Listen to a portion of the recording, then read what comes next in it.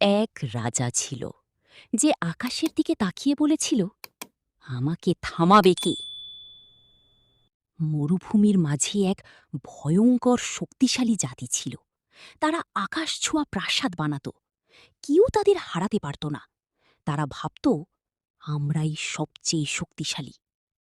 সেই জাতির মাঝেই জন্ম নেয় সাদ্দাদ। ছোট থেকেই সে অন্যরকম। তার চোখে ছিল ক্ষমতার লোভ।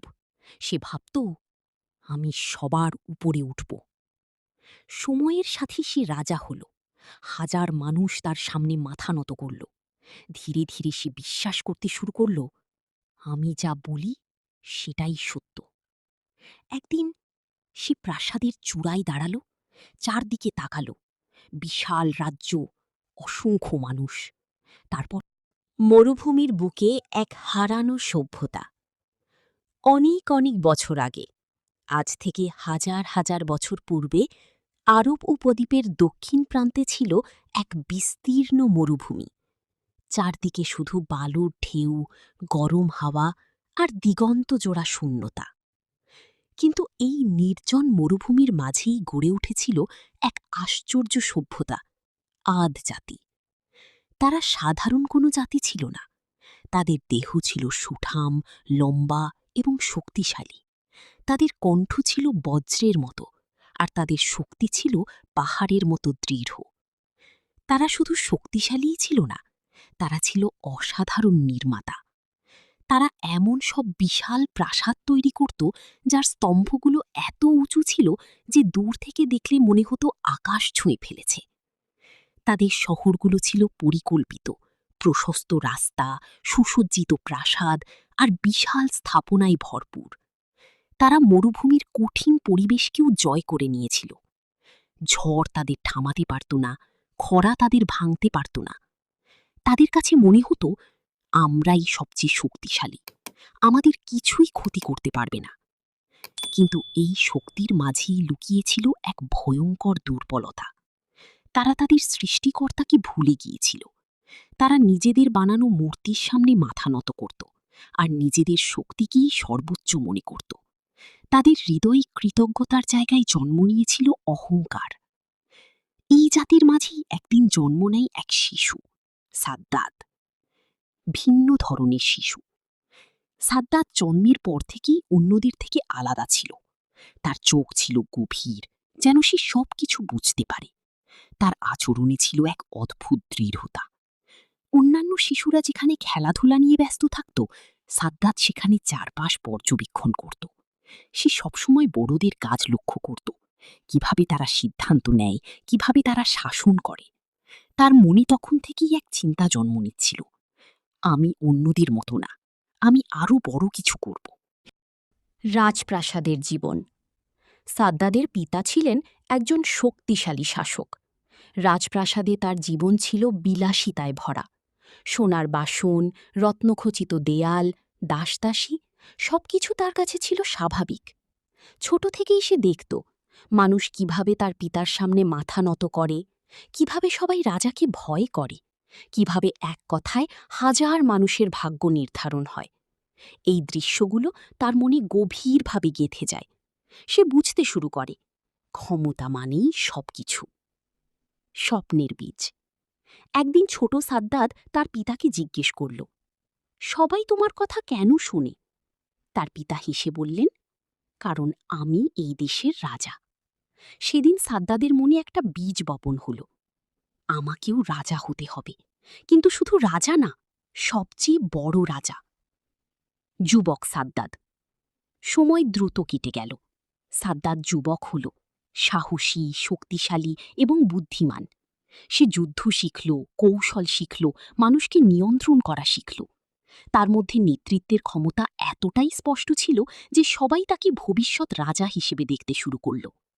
তার পিতা ধীরে ধীরে তাকে রাজকার্যে যুক্ত করতে লাগলেন। অহংকারের সূচনা।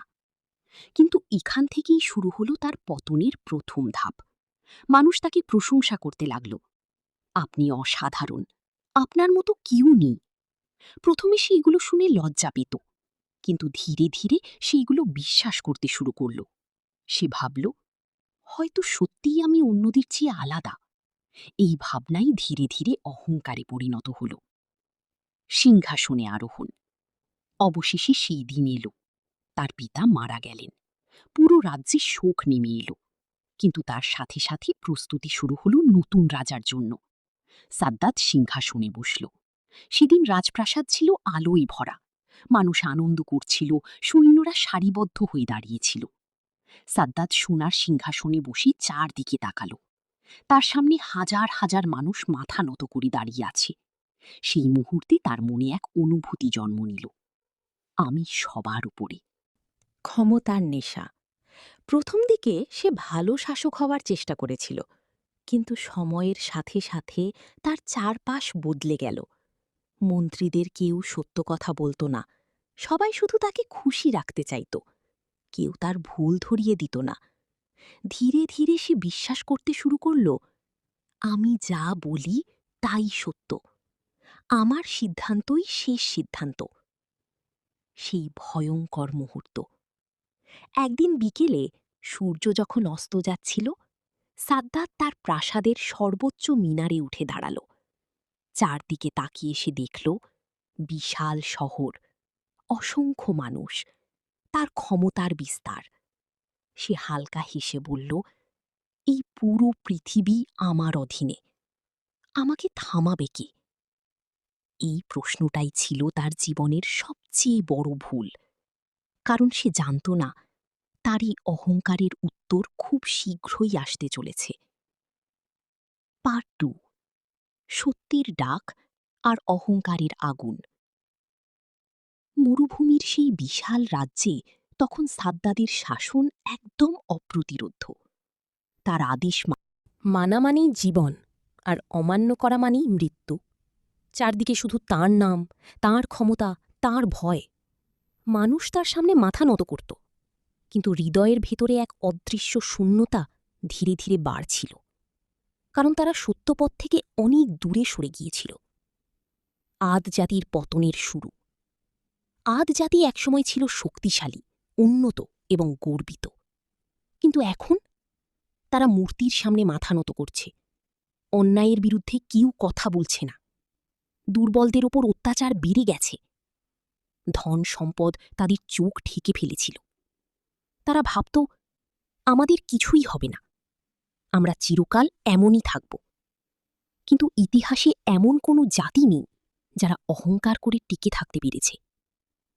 একজন নবীর আগমন। ঠিক এই সময় আল্লাহ তাআলা তাদের হিদায়াত দেওয়ার জন্য প্রেরণ করলেন হজরত হুদ আলাইহিসসালাম। তিনি ছিলেন এই জাতিরই একজন, তাই তিনি তাদের ভাষা জানতেন, তাদের মন বুঝতেন।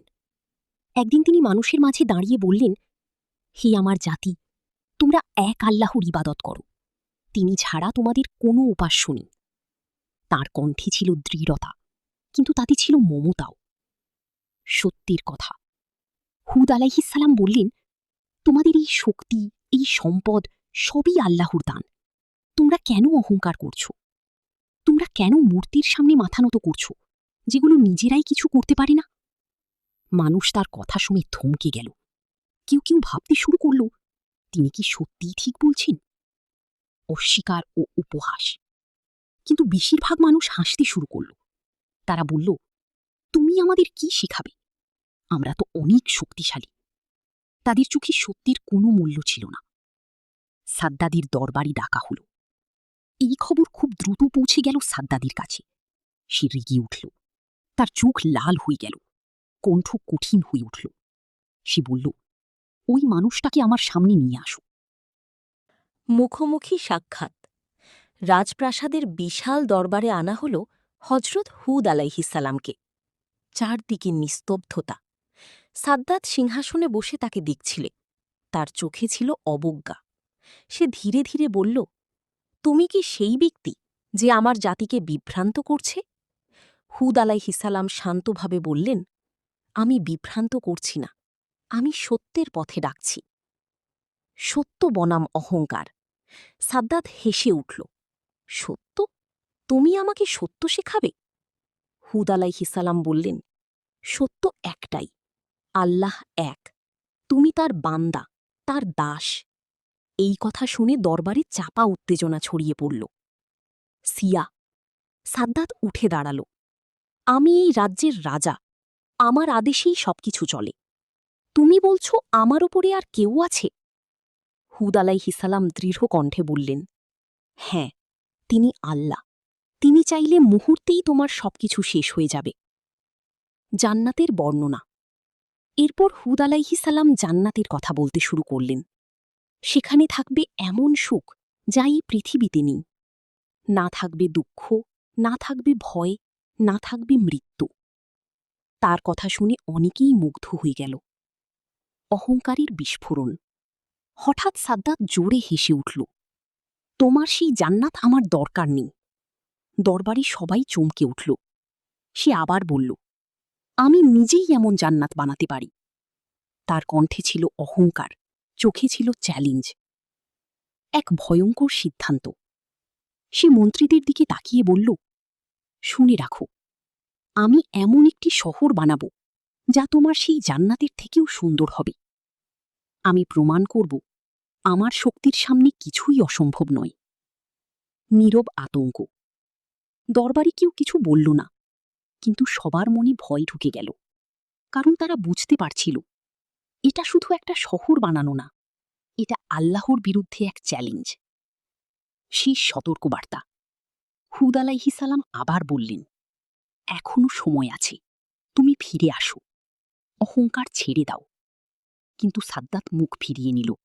সে বলল, আমি আমার সিদ্ধান্ত নিয়েছি। ঝড়ের আগের নীরবতা। এরপর শুরু হতে যাচ্ছে এক বিশাল কর্মযজ্ঞ। একটি শহর যা মানুষের কল্পনাকেও ছাড়িয়ে যাবে। কিন্তু কেউ জানে না এই স্বপ্নই একদিন তার ধ্বংসের কারণ হবে। পার্ট 3। ইরাম নগরীর নির্মাণ, স্বপ্ন না ধ্বংসের শুরু। সাদ্দাতের সেই ঘোষণা যেন পুরো রাজ্যের আকাশ কাঁপিয়ে দিল। সে এমন একটি শহর বানাবে যা হবে জান্নাতের থেকেও সুন্দর। এটা শুধু একটা স্বপ্ন ছিল না, এটা ছিল এক অহংকারী মানুষের নিজের শক্তিকে প্রমাণ করার চেষ্টা। রাজকীয় নির্দেশ। পরদিনই রাজপ্রাসাদে এক বিশাল দরবার বসানো হল। মন্ত্রী, সেনাপতি, স্থপতি সবাই উপস্থিত। সাদ্দাত ধীরে ধীরে উঠে দাঁড়াল। তার চোখে ছিল অদ্ভুত আগুন। সে বলল, আমি এমন একটি নগরী চাই যেখানে থাকবে পৃথিবীর সব সৌন্দর্য, যে শহর দেখলে মানুষ বুঝবে আমার শক্তির কোনো সীমা নেই। দরবারে নিস্তব্ধতা নেমে এল। কেউ কিছু বলল না, কারণ সবাই জানত এটা কোনো সাধারণ আদেশ না। সম্পদ সংগ্রহের ঝড়। তারপর শুরু হলো এক অভূতপূর্ব অভিযান। সাদ্দাত তার সৈন্যদের আদেশ দিল পাহাড় কেটে সোনা বের করতে, সমুদ্র থেকে মুক্তা তুলতে, দূর দেশ থেকে রত্ন সংগ্রহ করতে। অসংখ্য কাফেলা মরুভূমি পেরিয়ে চলতে লাগল। উটের পিঠে বোঝাই করা থাকত সোনা, রূপা, হীরা, মূল্যবান পাথর। যেখানেই ধন সম্পদ ছিল সবই নিয়ে আসা হচ্ছিল তার রাজ্যে। মানুষের ঘাম আর কান্না। এই বিশাল কাজের জন্য ডাকা হল লাখ লাখ শ্রমিক। তাদের কেউ ছিল সাধারণ মানুষ, কেউ ছিল বন্দী, কেউ দূর দেশ থেকে জোর করে আনা। তাদের কাজ ছিল পাথর কাটা, দেয়াল তোলা, স্তম্ভ নির্মাণ। তীব্র রোদে তারা কাজ করত। বালু ঝড়ে তাদের চোখ মুখ ঢেকে যেত। তবুও তারা থামতে পারত না, কারণ থামলেই শাস্তি।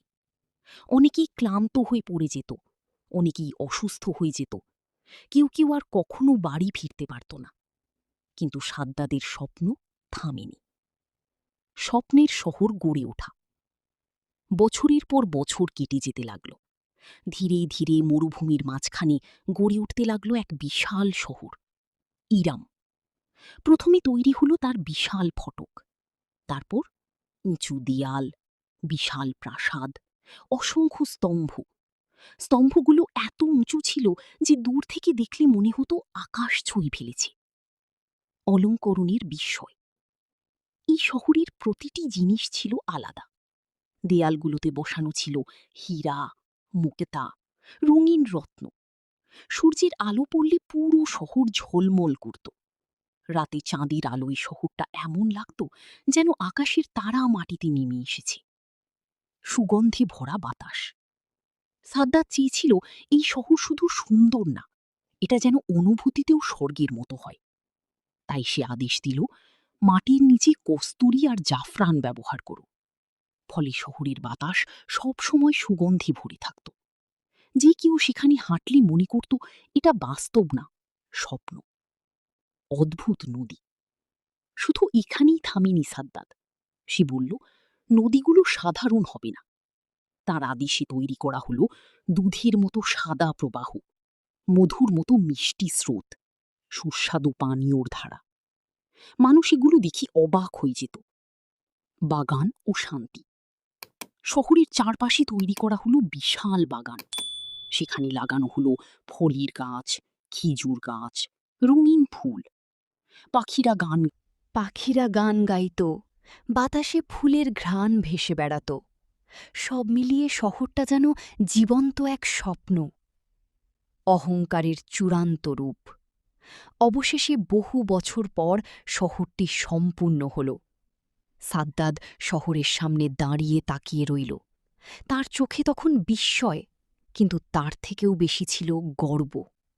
সে বলল, দেখো, এটাই আমার জান্নাত। এখন আমার আর কোনো জান্নাতের দরকার নেই। তার কণ্ঠে ছিল অহংকারের চূড়ান্ত প্রকাশ। অদৃশ্য সত্য। কিন্তু সে বুঝতে পারেনি, এই শহর যত সুন্দরী হোক, এটা মানুষের তৈরি, আর মানুষের তৈরি কিছুই চিরস্থায়ী নয়। শেষ প্রস্তুতি। সাদ্দাদ সিদ্ধান্ত নিল, সে তার বিশাল বাহিনী নিয়ে এই শহরে প্রবেশ করবে। এক মহা আয়োজন করা হল। সবাই প্রস্তুত, কিন্তু কেউ জানত না এই যাত্রাই হবে তার জীবনের শেষ যাত্রা। পার্ট 4। শেষ যাত্রা। স্বপ্নের দরজায় দাঁড়িয়ে মৃত্যু। বছরের পর বছর অপেক্ষা, অসংখ্য মানুষের শ্রম, অগণিত ধন সম্পদ। সবকিছুর শেষে দাঁড়িয়ে আছে এক স্বপ্ন, ইরাম নগরী। সেদিন রাতটা সাদ্দাদের জন্য ছিল অন্যরকম। সে ঘুমাতে পারছিল না। তার চোখের সামনে বারবার ভেসে উঠছিল সেই শহর, রত্নখচিত প্রাসাদ, সুগন্ধে ভরা বাতাস, ঝলমলে পথ। সে মনে মনে বলল, আগামীকাল আমি আমার জান্নাতে প্রবেশ করব। তার ঠোঁটে ধীরে ধীরে হাসি ফুটে উঠল। সেই ভোর। ভোর হতেই রাজপ্রাসাদে ব্যস্ততা শুরু হয়ে গেল। সৈন্যরা সারিবদ্ধ হয়ে দাঁড়াল। ঘোড়াগুলো সাজানো হল সোনার অলঙ্কারে। মন্ত্রী ও অভিজাতরা দামি পোশাক পরে প্রস্তুত হল। আজ কোনো সাধারণ দিন না, আজ সাদ্দাদের জান্নাতে প্রবেশের দিন। বিজয় যাত্রা শুরু। সূর্যের প্রথম আলো ফুটতেই যাত্রা শুরু হল। সামনে সাদ্দাদ, রাজকীয় পোশাকে, গর্বে মাথা উঁচু করে। তার পিছনে হাজার হাজার সৈন্য, উটের কাফিলা, রাজকীয় শোভাযাত্রা। মরুভূমির বালু উড়িয়ে তারা এগিয়ে চলল। দূর থেকে মনে হচ্ছিল এক বিশাল সাম্রাজ্য তার বিজয় উদযাপন করতে যাচ্ছে। পথের ভাবনা। পথে চলতে চলতে সাদ্দাদের মনে শুধু একটাই চিন্তা, আমি পেরেছি। আমি এমন কিছু বানিয়েছি যা কেউ পারেনি। সে কল্পনা করছিল, সুগন্ধি বাতাস, ঝলমলে প্রাসাদ, শান্তি আর বিলাসিতা। তার চোখে তখন শুধু তার নিজের সৃষ্টি। স্বপ্নের প্রথম দর্শন। দীর্ঘ পথ পেরিয়ে অবশেষে দূরে দেখা গেল ইরাম নগরী। সূর্যের আলোয় শহরটা এমনভাবে ঝলমল করছিল, যেন মরুভূমির মাঝে দাঁড়িয়ে আছে এক সোনার স্বপ্ন। সৈন্যরা থেমে তাকিয়ে রইল। কেউ ফিসফিস করে বলল, এটা কি সত্যি? পার্ট 4। শেষ যাত্রা। স্বপ্নের দরজায় দাঁড়িয়ে মৃত্যু।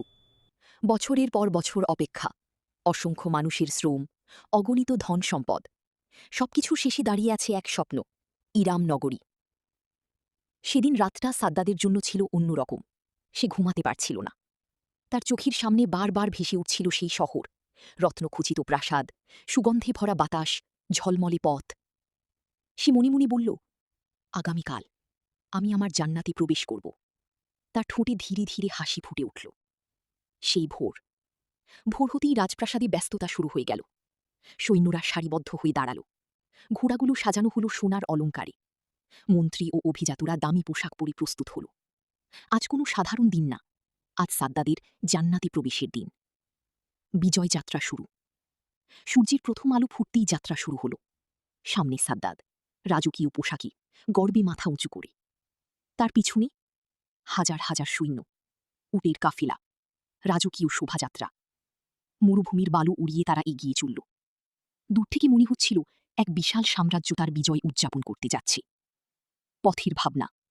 পথে চলতে চলতে সাদ্দাদের মনে শুধু একটাই চিন্তা, "হাহ, আমি পেরেছি। আমি এমন কিছু বানিয়েছি যা কেউ পারেনি।" সে কল্পনা করছিল সুগন্ধি বাতাস, ঝলমলে প্রাসাদ, শান্তি আর বিলাসিতা। তার চোখে তখন শুধু তার নিজের সৃষ্টি। স্বপ্নের প্রথম দর্শন। দীর্ঘ পথ পেরিয়ে অবশেষে দূরে দেখা গেল ইরাম নগরী। সূর্যের আলোয় শহরটা এমনভাবে ঝলমল করছিল যেন মরুভূমির মাঝে দাঁড়িয়ে আছে এক সোনার স্বপ্ন। সৈন্যরা থেমে তাকিয়ে রইল। কেউ ফিসফিস করে বলল, "এটা কি সত্যি?" সাদ্দাদের গর্ব। সাদ্দাদের বুক গর্বে ভরে উঠল। সে ধীরে ধীরে বলল, "দেখো, এটাই আমার জান্নাত।" তার চোখে তখন বিজয়ের আলো। সে ভাবছিল, আজ তার জীবনের সবচেয়ে বড় দিন। প্রধান ফটকের সামনে শোভাযাত্রা এসে থামল ইরামের বিশাল ফটকের সামনে। ফটকটি ছিল অসাধারণ, রত্নখচিত, অলঙ্কৃত, বিশাল। সাদ্দাত কিছুক্ষণ চুপ করে তাকিয়ে রইল। তার চোখে তখন স্বপ্ন পূরণের আনন্দ। সেই শেষ মুহূর্ত। সে ধীরে ধীরে ঘোড়া থেকে নামতে শুরু করল। এক পা এখনো রেকাবে, আরেক পা মাটিতে রাখার জন্য এগিয়ে গেল। সময় যেন ধীরে চলতে লাগল। সবাই নিঃশ্বাস আটকে তাকিয়ে আছে। হঠাৎ ঠিক সেই মুহূর্তে এক অদৃশ্য উপস্থিতি অনুভূত হল। তার সামনে হাজির হলেন আজরাইল আলাইহিসসালাম, মৃত্যুর ফেরেশতা। অহংকার থেকে ভয়, এক মুহূর্তেই সব বদলে গেল। সাদ্দাদের মুখের হাসি মিলিয়ে গেল। তার চোখে ভয় ভরে উঠল। সে বুঝতে পারল এটাই তার শেষ সময়। 1 সেকেন্ডের আবেদন। সে কাঁপা কণ্ঠে বলল, "আমাকে শুধু 1 মুহূর্ত দাও। আমি আমার শহরে একবার পা রাখতে চাই।" এই সেই সাদ্দাদ যে নিজেকে অপরাজেয় ভাবত, আজ সে 1 মুহূর্ত সময়ের জন্য অনুরোধ করছে। কোনো সুযোগ নেই। কিন্তু তাকে সেই সুযোগ দেওয়া হল না, কারণ সময় শেষ হয়ে গেছে। শেষ। ঠিক সেই মুহূর্তে তার জীবন শেষ হয়ে গেল। সে মাটিতে লুটিয়ে পড়ল। সবকিছু থেমে গেল। ধ্বংসের সূচনা। তার মৃত্যুর সাথে সাথেই শুরু হলো ভয়াবহ ধ্বংস। প্রচণ্ড ঝড় উঠল, বালুঝড় আকাশ ঢেকে দিল। মাটি কেঁপে উঠল। ইরাম নগরী, যা ছিল তার গর্ব, মাটির নিচে তলিয়ে যেতে লাগল। তার বিশাল বাহিনীও রক্ষা পেল না। সব শেষ। 1 মুহূর্তেই। রাজা নেই, বাহিনী নেই, শহর নেই, সব কিছু ধ্বংস হয়ে গেল।